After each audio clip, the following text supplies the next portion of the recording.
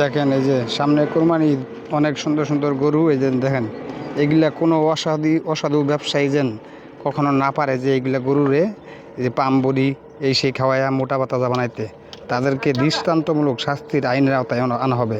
সবাই সাবধান থাকবেন, অবশ্যই গরুরে কোনো হাবিজাবি খাওয়াবেন না। দেখেন এই যে গরুর অনেকে পামবড়ি খাওয়ায় মোটা বানায়, এই করে সেই করে।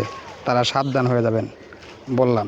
কেউ এগুলার আশা করবেন না যে গরুর আমি পামবড়ি খাওয়াম এই খাওয়ায়া গরুর মোটা তাজা বানায় বেচমু আর সেটা খেয়ে মানুষের ক্যান্সার হোক। এগুলা কেউ ভুলেও চিন্তা ভাবনা করবেন না। এবার কিন্তু সবাই সাবধান, সবাই সাবধানে থাকবেন। পিঠের চামড়া কিন্তু থাকবে না, যদি ধরা পড়েন পিঠের চামড়া থাকবে না। কি করেন আলমগীর ভাই? কেউ ভুলেও এই চিন্তা করবেন না যে গরুর আমি এই খাওয়াম সেই খাওয়াম, পামবড়ি খাওয়াই মোটা বানায় 1 লাখ টাকা গরু 3 লাখ টাকা বেচমু। সাবধানে থাকবেন, ধরা পড়লে তাকে দৃষ্টান্তমূলক শাস্তির ব্যবস্থা করা হবে, আইনের আওতায় দেওয়া হবে।